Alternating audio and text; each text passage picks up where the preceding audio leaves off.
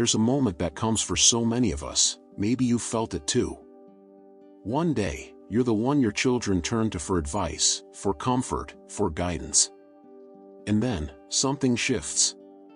Maybe they start brushing off your opinions. Maybe they talk over you like you're not in the room. Or worse, they make you feel like you're just in the way. And let me tell you, that hurts. After all those years of loving them, supporting them, sacrificing for them, it stings when they treat you like an afterthought. You might even catch yourself thinking, after everything I've done, is this really how it's going to be? But here's what I want you to know, it doesn't have to be this way. You can change how they see you. You can regain their respect, not by arguing, not by guilt-tripping them, but by shifting how you show up in the relationship. In this video we're going to talk about how to do exactly that. These aren't quick fixes or mind games, they're real, powerful changes that help your children see you in a new light. And the best part? It doesn't require big confrontations or dramatic changes. It starts with small, intentional steps that help rebuild connection and mutual understanding. Let's talk about one of the biggest and often dismissed reasons adult children disrespect their parents, because they've been allowed to. It's a tough truth, but it matters. Take Mark, 67, and Elena, 62. Mark avoided conflict with his adult sons. He let the interruptions and harsh comments slide, telling himself, they're just stressed. But his silence sent a message, this is acceptable. Over time, they stopped seeing him as a parent and started treating him like a pushover. Elena took a different path. When her daughter spoke dismissively, she calmly said, I'm not okay with that tone. It wasn't easy at first, but she held the line with quiet consistency. And her daughter changed, not overnight, but noticeably. Two parents. Two approaches. Two very different results. When a child interrupts you and you say nothing, what are you really teaching them? That it's okay. When they brush off your feelings and you let it slide, you're showing them that your feelings don't count. Boundaries aren't about punishment. They're about education. They're how we teach others how to treat us. And that's the real power of a boundary. It creates a clear choice, treat me with respect, or lose access to me. So how do you set boundaries that actually work? It begins with clarity. When something hurts, call it out. Say, I want us to have a good conversation, but I don't feel respected when you talk to me that way. Can we try again? That's not controlling, that's courageous communication. And that simple truth can be the start of real change, because now, they understand the impact. Then, follow with a clear boundary. I won't continue conversations if I'm disrespected. This isn't a threat. It's a standard, calmly and firmly stated. And here's the hardest, but most important part, follow through. If the behavior continues, walk away. Hang up. Say no. Not with anger or drama, but with calm, steady consistency. Will they test it? Probably. But every time you hold the line, you reinforce something critical. That your presence, your peace, your participation is not guaranteed when respect is missing. Now, let's flip the script. Boundaries go both ways, and sometimes, parents overstep too. You might drop by unannounced because you miss them. You might ask personal questions out of love or concern. But if your adult child has asked for space or privacy, and you keep pushing, that doesn't build closeness, it builds resentment. Respecting their boundaries doesn't mean silencing yourself.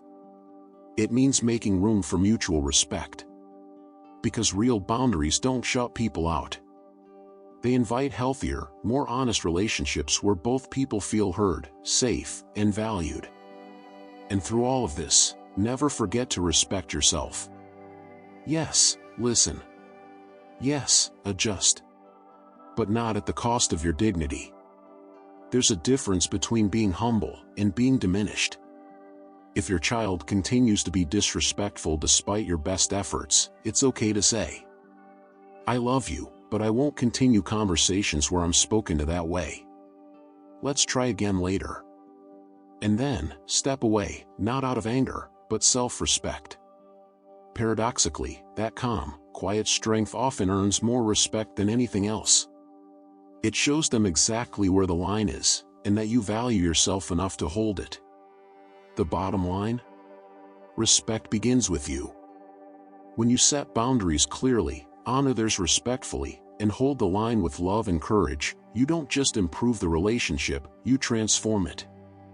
If you're still watching this video and finding these insights valuable, please comment number 2 below to let me know you're here.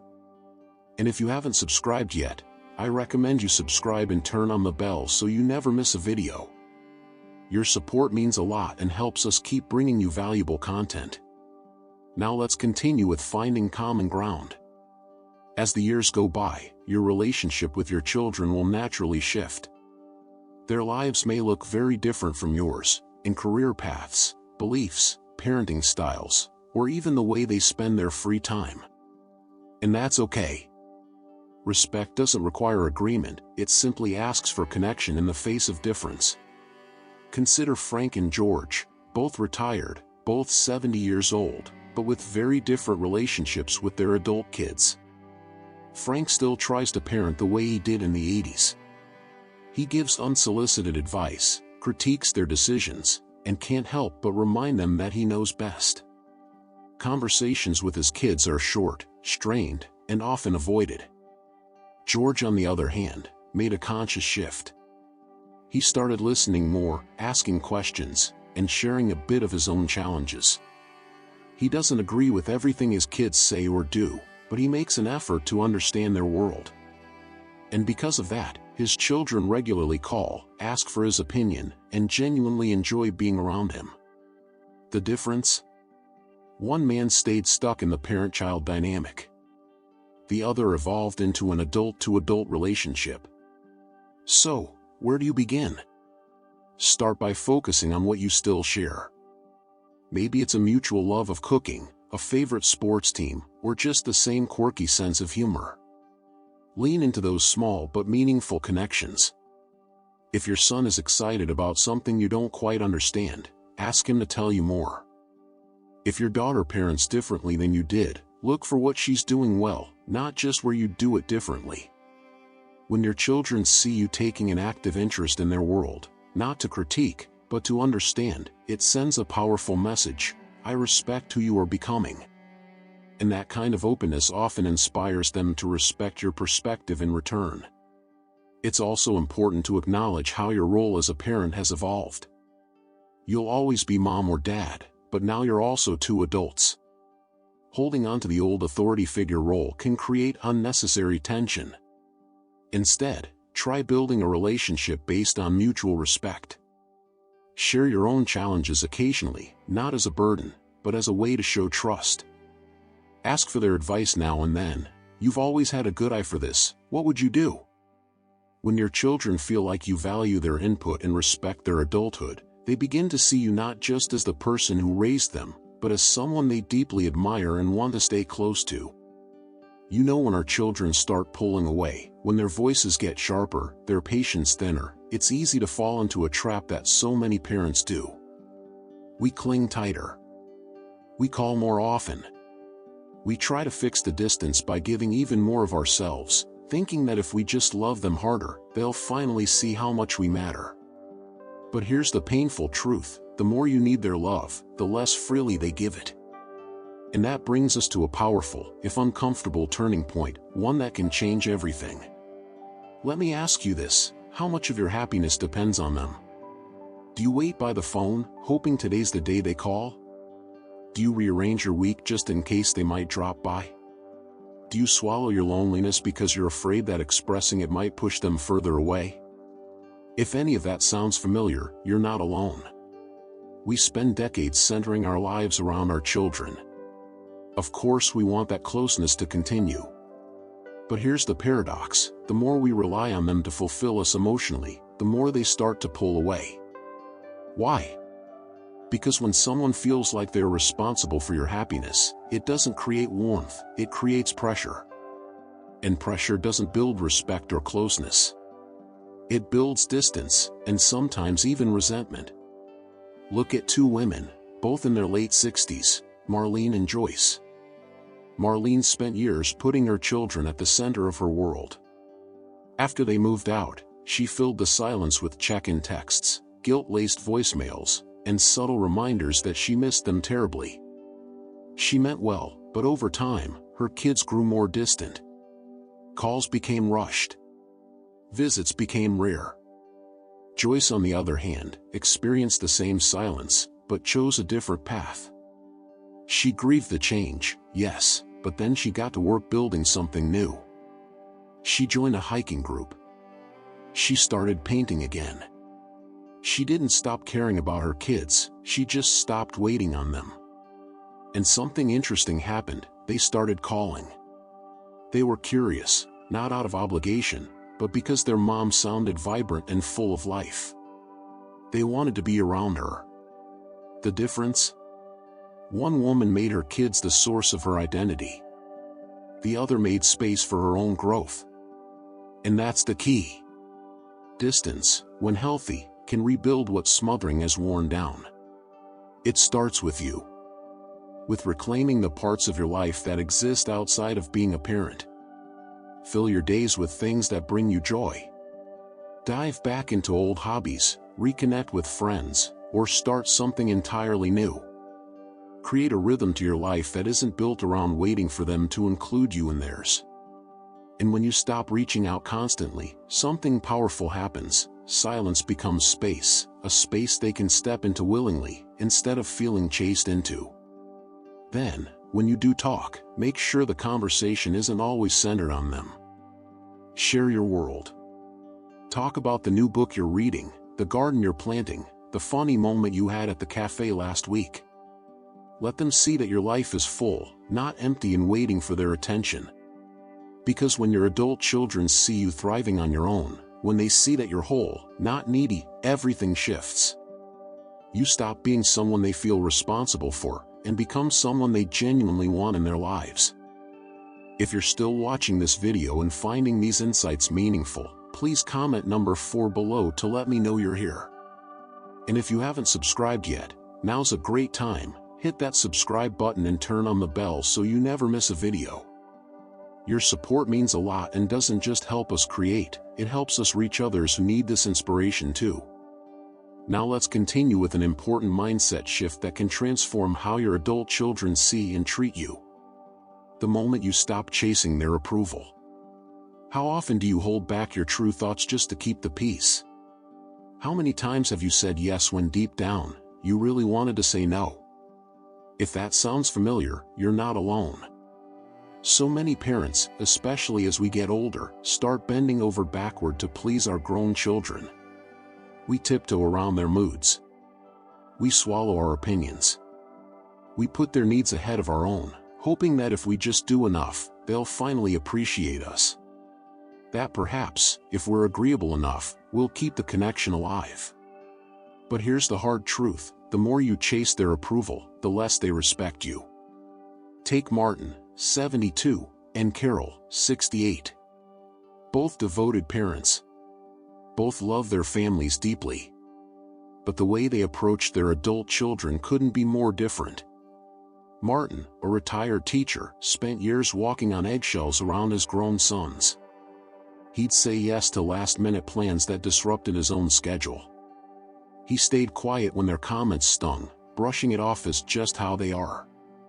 But slowly, he began to feel invisible, like his presence was expected, not valued. Carol, on the other hand, reached a turning point after one too many dinners where she felt more like background noise than a guest. So she made a change. She started speaking up, kindly, but clearly. She began declining invitations when they didn't work for her. She stopped apologizing for needing space. And as her confidence returned, something else did too, her children's respect. Because when you're always the one adjusting, always the one giving in, it sends a message, whether you mean to or not. It teaches them that your feelings come second. And once that pattern sets in, it becomes easy for them to overlook your boundaries, your time, even your emotional needs. The shift starts when you begin to respect yourself first. That means speaking up when something bothers you, even if it feels uncomfortable. It means saying no when you're drained or when saying yes would cost you too much. It means no longer apologizing for needing time, space, or simple respect. And here's the surprising part: when you start showing up as someone who values themselves, others begin to value you more too. Not because you demanded it, but because you demonstrated it. Quietly. Consistently. Respect isn't something we beg for. It's something we model. And when your adult children see that you're no longer willing to diminish yourself to keep the peace, they begin to rise to meet you, not out of obligation, but out of genuine respect.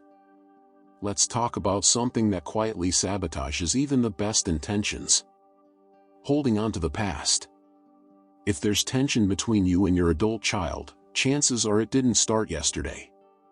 It might be rooted in old arguments, years of misunderstandings, or choices, on either side, that left emotional bruises. Maybe they still bring up something you said long ago, or maybe you're quietly holding on to resentment over a decision they made that never sat right with you. And the truth is, those lingering feelings don't just fade, they calcify. They shape how you speak to each other, how you interpret one another's actions, and ultimately, they block the growth of respect. Take James, 72. He never fully accepted his son's career choice, and though they stayed in touch, tension lingered. To James, it felt like more than disagreement, it felt like rejection. That unspoken hurt slowly hardened into quiet judgment. Lillian, 68, had her own disappointments with her daughter's choices. But instead of holding on to the past, she chose to see who her daughter had become. She stopped making pointed remarks, started listening more, and let go of needing to be right. In time, her daughter opened up again, not because the past vanished, but because the space between them felt safe. That's the key. You can't build something new if you're always standing in yesterday's ruins.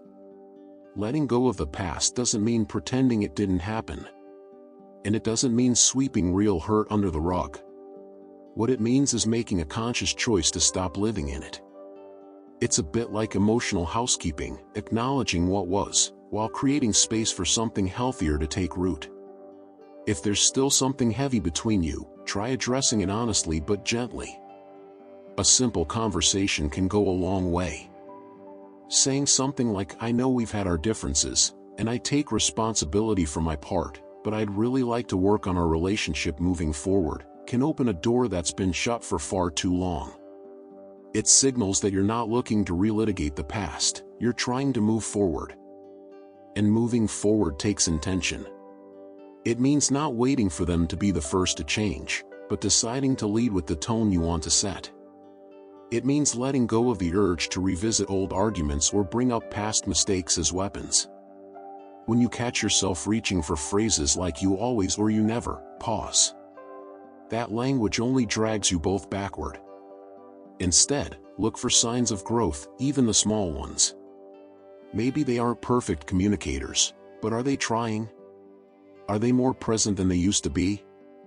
Acknowledge those efforts, just as you'd hope they would for you. And don't forget your own evolution. You're not frozen in time either. Show them that you've changed. That you've reflected. That you're capable of growth, grace, and yes, letting go. When you stop clinging to the past, you create room for something new. Something built not on old wounds, but on mutual respect and a willingness to understand each other as you are today, not as you once were. It's not easy. It takes courage to set aside pride. It takes strength to say "let's try again," and really mean it. But the reward is worth it, a relationship that's no longer defined by regret, but by renewal. Where love isn't tangled in resentment, and where respect isn't demanded, it's mutual, earned, and real. Years ago, during a visit to a monastery, an old gardener shared a piece of wisdom that has stayed with me ever since. A tree that bends forever doesn't grow taller, it just learns to live crooked.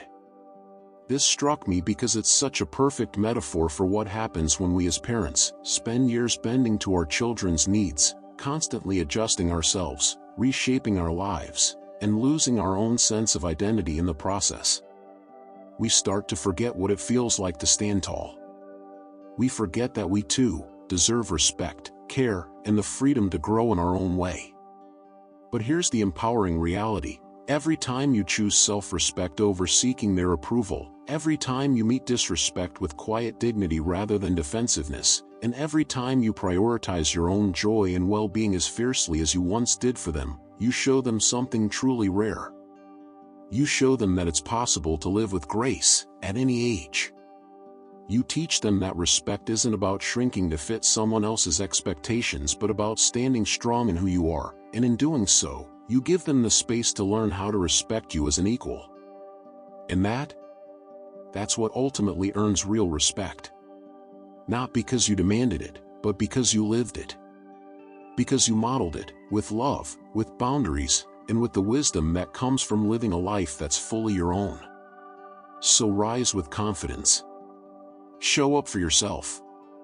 The best way to inspire respect isn't through force, but through the quiet strength of living authentically and with grace. And watch as your children begin to see you for the person you truly are. Worthy of love, respect, and admiration. If this video resonated with you, take a moment to share your thoughts in the comments below. I'd love to hear your stories and advice for rebuilding respect with your adult children. If you're new here, don't forget to hit that like button and subscribe for more practical tips to help you feel your best in your golden years. And if you found this helpful, share it with a friend who might benefit. Because here's the truth, we're all in this together, and every small step toward better relationships with our children is worth celebrating. Thanks for watching, and we look forward to seeing you in the next video. Until next time, remember this: you are capable of more than you know. Here's to living all your days with strength, connection, and mutual respect.